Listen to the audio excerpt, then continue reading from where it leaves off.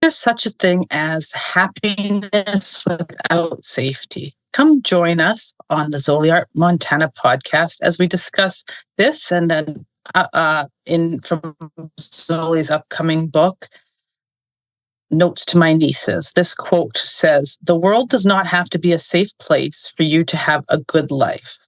Zoli, what are your thoughts? Ugh. I go back and forth with that depending on where I am, the state of mind I'm in, what city I'm in, if I'm at home, if I'm in my vehicle, if I'm armed, whatever. The world is not a safe place. There's nothing safe about it because of the potential for treachery, icky things to happen. But I think a lot of it's in our state of mind. We definitely do attract to us through our thoughts and our behavior experiences. Why is that? It's physics, it's magnetics. We do attract to us what we're thinking because that is a real frequency. It's absolutely real. So, how do we keep things safe? Well, boundaries are good. Being aware of your environment. I mean, we can go all over the chart with this. If you're in the military, what's safe? Or if you're an at home mom, that's a totally different safe situation. But I think the mind state through meditation and prayer and awareness of our environment, awareness of where we are in our mind, I think that's the most important thing. It makes a lot of sense because it makes me wonder if the world has ever really been safe. We think of it as more dangerous now, but has it ever been a safe place? Well, not since humans showed up. We just do all kind of wackadoodle stuff. My husband says, well, socialism works until you add people. I think, well, that's an interesting situation. And I think human beings, we seek experience. And there's a joke in the military, it's not an adventure till something happens. And things will happen. They will. So, how do we train for that? You're not in the military. We're not in law enforcement. Our significant others might be, or maybe people listening are. But we can use that in our daily life if we practice and act as if, what will I do in this situation? And I know not to go to that part of town or to be with this person or to say this situation. Pay attention to that. Oh my God. I've had to learn when I get older that adventure may not be my friend.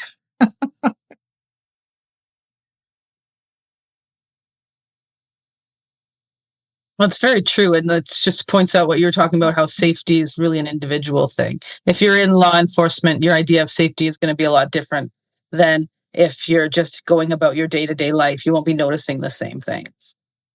Yeah, and it's a deservability thing. When we think, yeah, we deserve to be safe, we do. Well, that takes some effort and it's going to take some consciousness, some control over our behavior, over being able to exit a situation if it becomes too interesting or too adventurous. I don't know if the world's ever been a totally safe place. I mean, we could maybe live an entire lifetime where there is no danger in our life. That's very possible. Depends on where you live and how you live. But I think for most of us, that's partially how we grow. We encounter things that are icky and weird, and then we have to navigate that field of energy. It's like being on a big ocean. Are you in a little boat or a big ship? What's going to be safer? I don't know. Depends on how big the waves are. Can you get to shore? So I think our behavior is very important, and our choices of what are you going to do? How are you going to think? Who are you going to be around? We can't just be lackadaisical and go, yeah, whatever. That does not create a safe mindset. And action is faster than reaction. So is safety itself a comfort or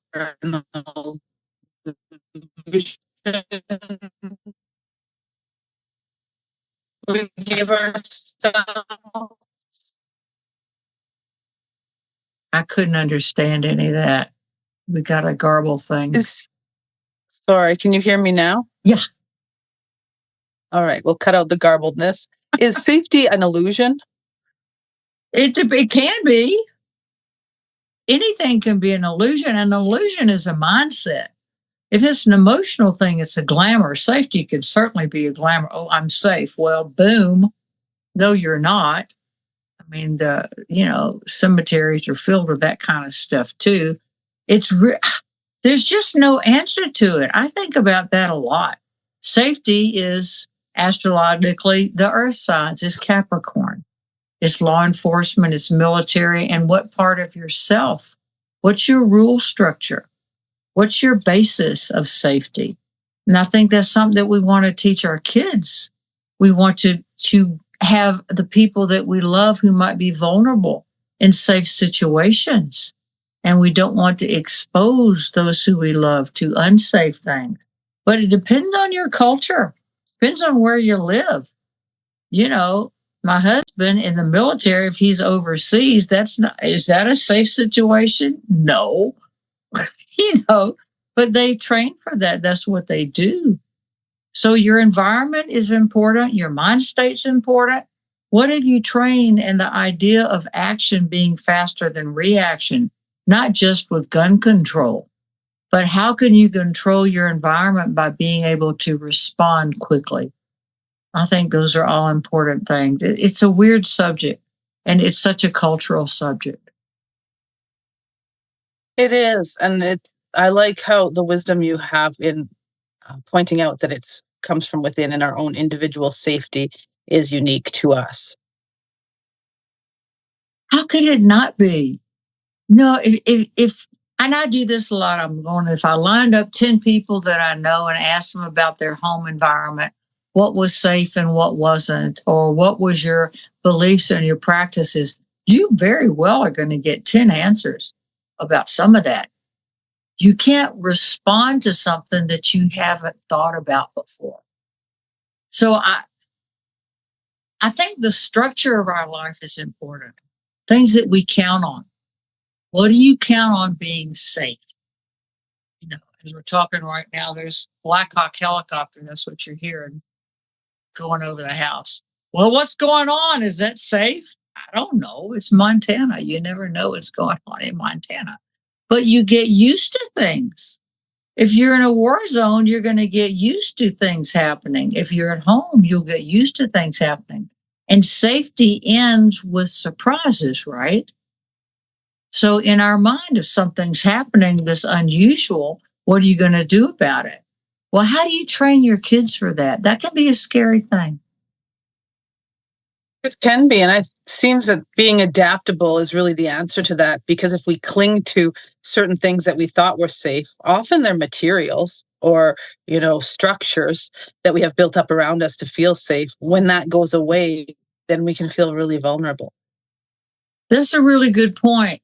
And being a mom with 3 sons, how did you instill that mindset into your kids? I think it's a work in progress, but a lot is to do with reinforcing that the world is a changing place and that things that appear scary aren't always so. Putting the safety really within your own self-worth and having your own ability to take responsibility for yourself. My husband always says, and I'm sure you heard it somewhere, that being a man means you take responsibility for yourself and others. And so that's what we're striving to raise them to do, so that safety isn't something you go looking for someone else to provide.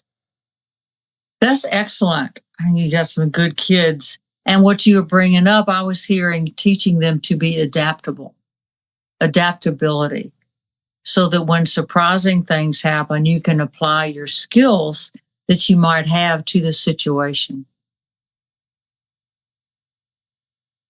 Exactly. I think that's something we all need, and we're not always encouraged to do because we get very comfortable in the sameness of our daily lives. So we don't want to be adaptable. Yeah, and I mean, look at movies and television. It doesn't show movies of safe things. It's all these, imagine this awful thing happening or this weird thing happening, and then it ends and you're eating popcorn and you're in a safe environment, but you can go through it in that way. Humans, we are so weird. I mean, that's just the weirdest thing, but that's something that we do. I love movies like that. I think it's cool. I love the Predator stuff, and you can go on and on with that. But I think we practice our environmental safety protocols when we watch things or talk to other people or hear things that have happened to them. And part of us goes, "What would I do?" You know, we're kind of a group soul. And we really are weird. It makes me think of how our perception of safety can be so skewed. In Canada and a lot of the places where I live, if there's big storms and the power goes out, the first thing you see on social media is people like asking, well, where am I going to be able to buy my latte? And, Oh, that's that moment, their need, their latte. Whereas for safety reasons, we could live without a lot of the stuff we see as necessary. oh yeah. Tom and I joke about that. Well, that's a first world problem. In Montana, especially this time of year, it's August, we get a lot of these crazy electrical storms. It starts some forest fires, and that's needed in Montana. You have the pine cones have to get hot enough and explode to reforest the forest. Need a little bit more management, but we get those crazy kind of storms, and the power goes out. We have a generator, whatever. But if the internet's not working, we say, that's a first world problem. Oh my God, I broke a nail. That's a first world problem. But we get so specific and so used to safety that I think we can lose our perspective. And sometimes it's good just to get down to the raw nature of things, as you're suggesting. And I agree with that. That's very true. It makes me think of the Romans when they gave everybody bread in circuses to kind of give them an illusion of safety when maybe things weren't as great as they were making it seem. Yeah, humans, we're big on illusion. It's part of what we do. It's that childish nature of us that we want to see good. We want to see that. We go out looking for icky stuff. Well, that's usually you're in the military, law enforcement. That's what you do. That's good. That's your job. But I think human nature wants comfort. We do want that comfort, and we want to be able to predict what's happening. And you can't always do that. So I think to train for it, to tell your children, what would you do in this situation? Stranger danger or whatever is said these days. That's not ridiculous to do as an adult. If going into a certain place or environment, you're going to have the same weird experience you had before. Why would you do it? But we do sometimes. We go out of our body and we forget. So is the world a safe place? No, it's not. We kind of have to create our own little cocoon in it. Exactly. And it's okay that it's not safe. Safety, I mean, you could discuss all day what safety actually means, but is safety a requirement for happiness or to have a good life?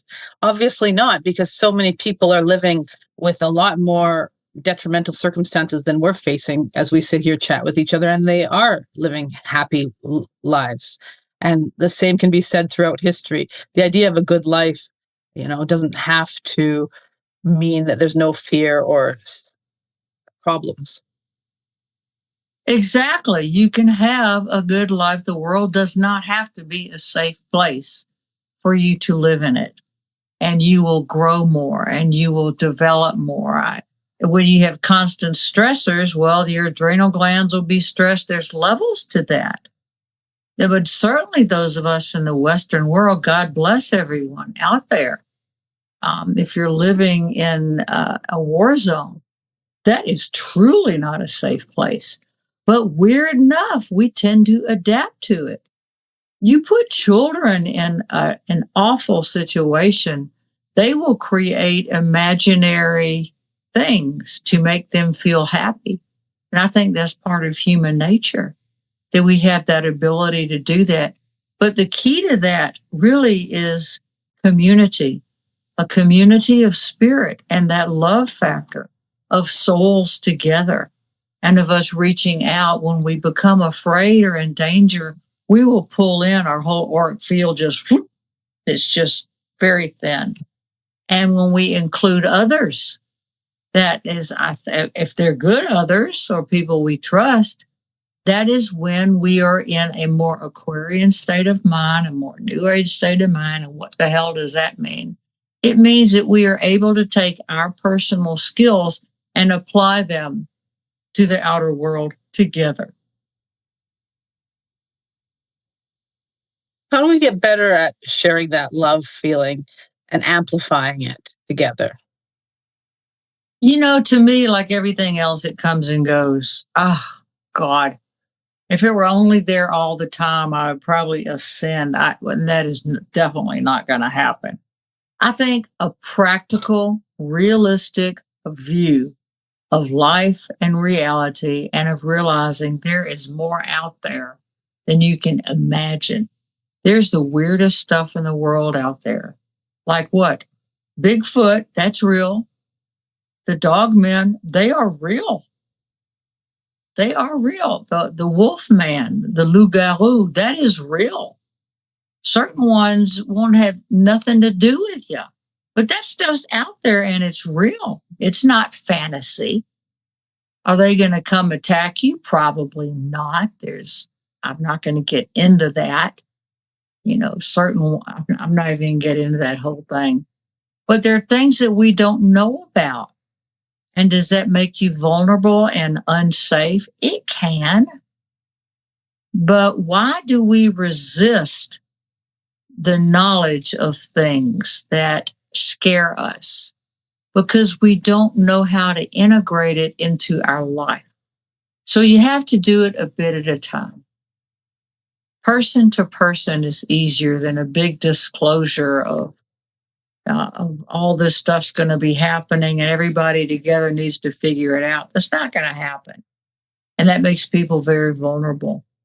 So I think the sense of community and the dignity of being able to be with others, to talk with others, and to feel and to develop a sense of safety with other people, that can make you happy and make you feel pretty good. There's so much calm clarity in that, especially the idea that it's just one person to the next, just having a conversation with someone. We don't have to really take these mighty big steps to get there. We usually don't. Those mighty big steps are usually done in our mind. You tell a kid, you can be anything you want. No, you can't. That's a lie. You can't be anything you want. In your mind, you can. But how about saying, person to person, what do you want to do? Well, I like to take pictures. Do you want to be a photographer? I like the ocean. Maybe I want to work in photography or something in the marine. I don't know. I'm 12. I'm figuring it out. So to be able to be grounded and realistic is part of fantasy. How do you take that abstract ideal and how do you apply it to the real world? There are a lot of degrees out there that folks go to college and get all degreed out, and you can't do a damn thing with them. Philosophy is wonderful. What are you going to do with it? How many philosophy teachers do we need? Do something practical. And that is what realism about. That is safety. How do we create safety in our life as we're growing up? You need to be practical too. And that is safety, the practical aspect of what's in your mind. How do you make that real? And there's a lot of love in that. That's why we trust people who are maybe on the next rung of the ladder up from us, and we reach down to the ones right below us. Everything is hierarchical, and we do have to trust. There's hope in that, and there's love in that, and we do have to trust somehow. It can be a graduated thing. We have to learn to trust certain people. But how do you apply that to your own life? What in your life are you wanting to change? What doesn't feel safe to you? What can you change? Talk it out with somebody that you know, somebody that you trust, and see what you can find.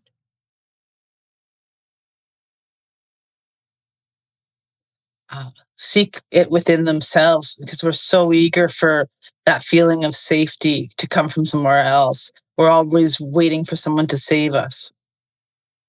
Oh boy, yeah. I know a group of people that they think they're going to ascend or God's going to come from the sky and save them from having to pay their rent, or the world's going to end and they're going to live on a cloud the rest of their life. Who made that up? That's bullshit. I mean, come on. We, the people, we are the people. We have access to the divine. We are powerful, but we shouldn't be forceful with it, but we are. And there's a safety in knowing how far can you go. That's part of the safety is, what is your immediate environment? How does that look to you? What do you want to change in that? There's a structure to that you can build and you can maintain. I think it's hugely important to make it a practical thing and not just an abstract idea or I wish this could happen.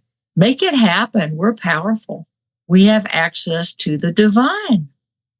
You are surrounded with dozens, if not more than a dozen, I don't know how many, dead people, beings, the Davic entities, animals, dead Bigfoot. I don't know. There's so much out there that we just don't access because our mind protects us from what we can't access. Then slowly but surely, these little pieces will come in and we'll grow and go, wow, I didn't know that. And that's how we grow and change. It's not just, as you were saying, one huge step at a time. To do it delicately and with some grace and some dignity to take care of this vehicle that you live in, of your body and your mind and your spirit, to develop some sort of safety net with your spiritual background. What are your values? That's safety. With your mind, to protect your mind. What do you think? Can you protect your thoughts? There's a structure in that too. How is spiritual safety different than physical safety? I think for me, the spiritual safety is my practice of what I do repetitively during the day that pulls me back into the world of the divine, into the invisible world. And that's your feminine nature, men. You have it too. It is prayer. It is meditation. It is silence. It's what you don't see. It's arcane. It's the occult, means hidden. It's what's hidden within you. And most things of the world are those mysteries. Most things are hidden. There's a very small percentage, the visible spectrum, the five physical senses. We access a tiny piece of reality with that. Do we need it? Yeah. And we're here to work with those things. But your spiritual protection will carry you through the day. Your physical protection, if you are spiritually protected through meditation, prayer, whatever, and you're in a dangerous situation, you can ask for help, but you probably need to do something physical. Just to wish it away probably is not going to work very well.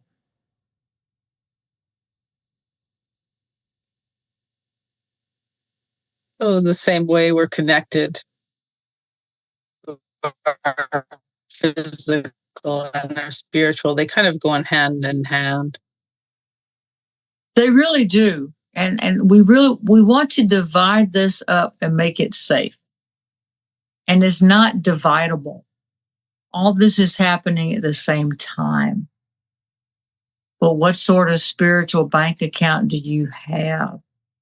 Have you protected yourself by knowing there are things that you can say to bring yourself out of stress, to bring yourself into a safe environment, to talk yourself out of things? Like my mom would say, you got mad, you can get glad. You got there, you can get over here. And I think we get into habit patterns about that. And that's not a very safe thing to do, but we all do it. We're just people.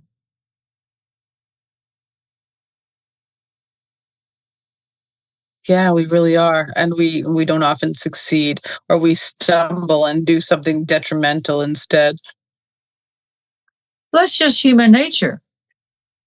And that's part of it. That's why we do need safety protocols, because we're just people and we are what we call faulted, and we can go out of our body. We can be goofy. We all have addictions of some sort. What's the safety protocol for all of that? You have to, when that's part of what adulting is about. When you become an adult, you decide, I'm going to take care of myself in certain ways. I'm going to surround myself with some wisdom and some good people. Hopefully, I'm going to curtail my desires, what goes into my mouth and what comes out of it.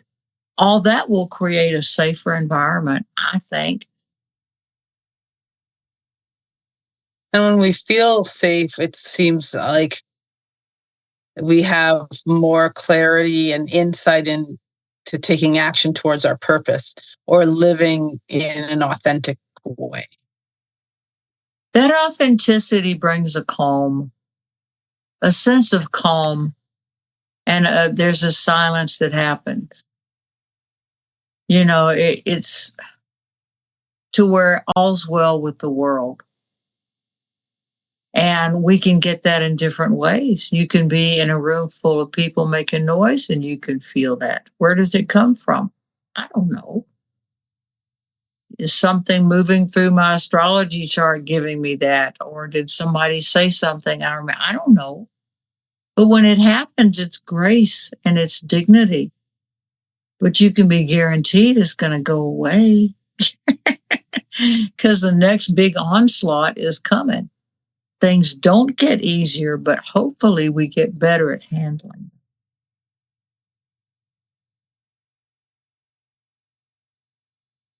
Feel more safe in unpredictable times or places. That's a hard one. We all know of places and times that we could not do anything about how unsafe it was or how unsettling or how uncomfortable. Sometimes you can't do anything about it. And sometimes you can't get away from it. So what do? You got to figure it out. You're going to have enough of a safety net to be able to not implode on yourself or go into an addiction or, go off emotionally. I don't know. What would you call that? Losing our control. That's why we have these safety nets and we want them to work.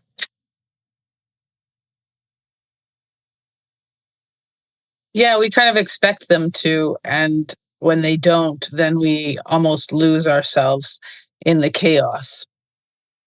And why wouldn't they? Maybe we need something new. I find it's interesting in my life when I'm in one of those situations and what I have used before doesn't work anymore. Oh my God, why am I feeling this? Well, it's change. And it's time for me to step it up a notch. It's time for me to be more aware of this situation because circumstances will change. Things are always changing. Circumstances will. And we can't predict what the so-called world is going to do. You can say, well, it's going to rain tomorrow. It's 90% chance of rain. We're pretty sure it's going to rain, but you don't know what's going to happen in the rain, right? That's up to us. So what kind of control do we have? That's what we're looking for, is a sense of control. That's a really good point. And we like to stay in our bubbles of feeling protected, and then we don't have to worry about safety. It's like if you're happy in a home and you think everything's great, and then you go to move and you go, oh, wait a minute, there's a housing crisis. I don't have anywhere else to live. We don't have that awareness all the time because we like to stay in our protected bubbles. We do. We want comfort.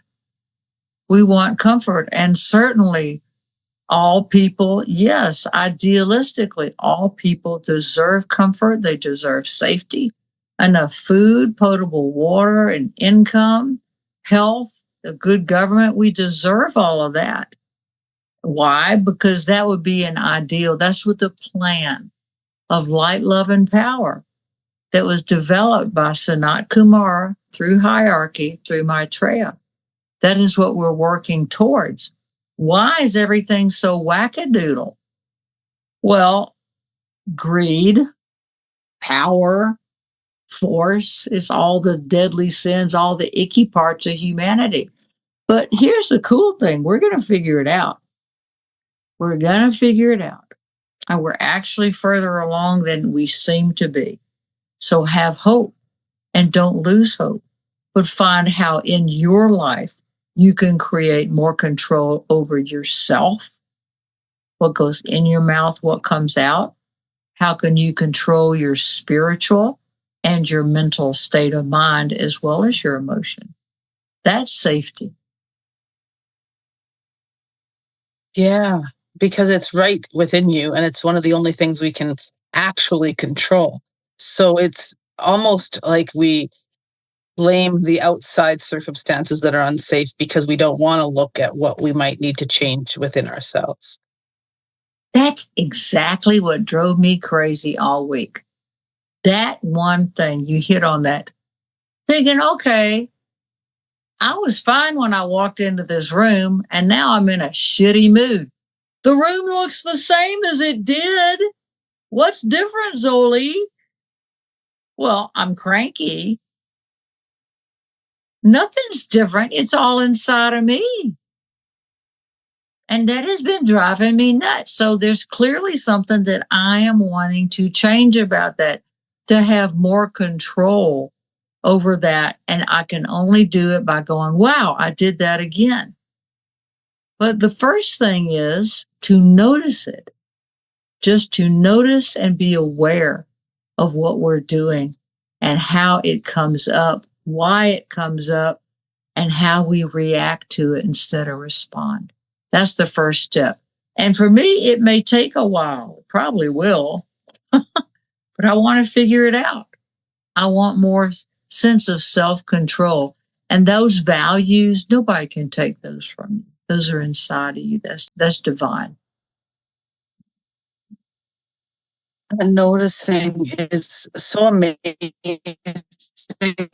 how well it works to dissipate instead of reacting or letting your emotions control the situation. Yeah, I think guys are much better than females at this. We are not females. We're generally not critical thinkers. We're just not in that sense because we are the feeling nature of life. We feel and we emote and we bring that color out into life. And so the critical thought is usually not the first thing that comes up. That said, I have a gal friend, she's an engineer. She's much better at it than I am. I have a friend who's a physicist. Oh boy, is she better than me at that. So it's not that all girls are like that. No. But the nature of that, the color, the emotional color of that is, as a female, your female nature. For example, we set some mouse traps, right? So I go in there and I poke the mouse trap and the mouse is still alive. I'm like, oh my God, I don't want him to be hurt. Tom's like, you got a mouse trap, Zoli. It's supposed to die. So I take the mouse outside and I let it go. He said, oh my God. I said, well, I miss our cat. He said, the cats play with them and abuse them. What do you do? I said, well, I'm a girl. I feel deeply. I'm an artist. I'm very feminine. It's just how I am. So we have to learn to to adapt to the nature of who we are. Is it wrong? No. But I think we have different ways of coming at it. My husband does this big, alpha male predator guy is going to see it differently than me. And that's why you need each other. I can get political. I'm not going into that. That's so relatable, and it is so true how our emotions are so close to us as females, where we don't necessarily know where we stop and they begin all the time. Well, it's funny, and I'm reminded of it all the time. Our accountant, she texted us the other day that she's going to be a grandmother. I'm like, and Tom is like, well, that's cool. And I said, oh my God, now you get to buy those little bitty at Cracker Barrel, those little bitty dresses, those little bitty frilly things, the little boots. Tom's like, whatever. We attach to different things. Is it wrong? No. And do we tease each other about it? Well, you don't feel anything. Well, you feel too much. It's just human nature. We have to be silly and kind of work through stuff, I think. Yeah, we really do. And when we don't, is like when you're talking about how you walk into a room and all of a sudden you're irritated. And that's, I've been there so many times, and you just sometimes get stuck in that mood, and there's no reason for it. There is no reason. And what Spirit said to me was, look around. Does anything look different? No. But why are you all of a sudden you're pissy, or now you're this or you're that? It's your mood. It's your emotional body, your astral body. And guys do the same thing. I mean, it's just part of human nature. But we live from the inside out. And we project, as you said, onto the out. Whatever we're feeling or thinking, that's got to be happening out here. And that's how wars start. We do it with other people. Well, I think you're like that, so I'm going to treat you like that. And they're like, I'm not like that at all. Oh, yeah, you are. So I'm going to treat you like that. Where'd that come from? We're all nuts. Yes. You just described my anxiety to a T, all these hasn't happened and probably will not happen.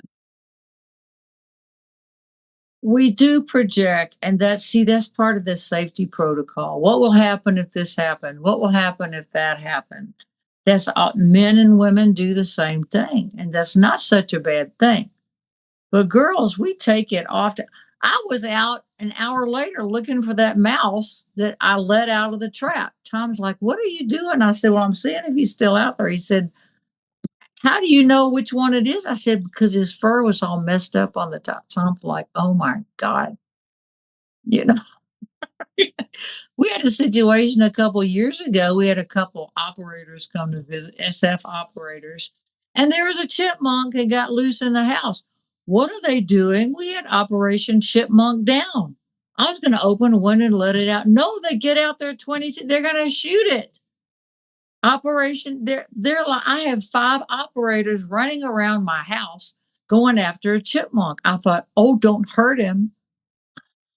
So we're different. And I don't remember what happened. I don't remember what happened, but it was quite funny. But we do what we're trained to do. See, I mean, are you going to shoot you going to put a hole in the wall? I don't know. I don't know. I think I exited the situation because I was, it's chipmunks. Don't hurt him. I'd already given him a name or something. I don't know. And that way we really can train ourselves to better react to situations. So we're not looking for safety from others, or we're not looking for a solution necessarily.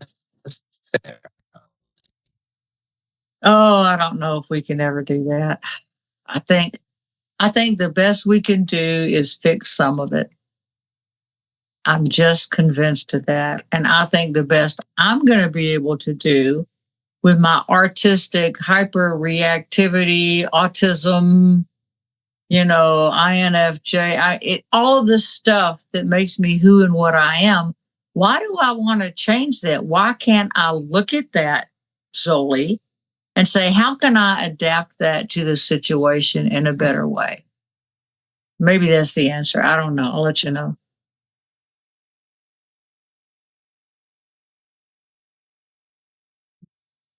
So I will take that advice and try to be more adaptable myself. I don't think it stops. It just doesn't. I think talking about it and adding some humor to it, that helps. But I think if we remember that the love is there, we are divine creatures and we are in physical bodies. As long as we're in these bodies, we're going to have emotions, we're going to have thoughts, and we want to make the world a better place. And we can do that. How can we make it safer for other people? How can we help other people control their life? It's just some things to think about. It's reassuring to be reminded of that, and the kindness of going back to love and simplifying things so that we can all feel safe. Oh, that's that calm. That's that peace of mind and that calm that just comes out of nowhere. And there's no time or space to it. That's our true natural state of being. And someday that will come in some lifetime when we have evolved enough. But I'll take it in the little pieces now that it gives me. It's like chocolate. Gift.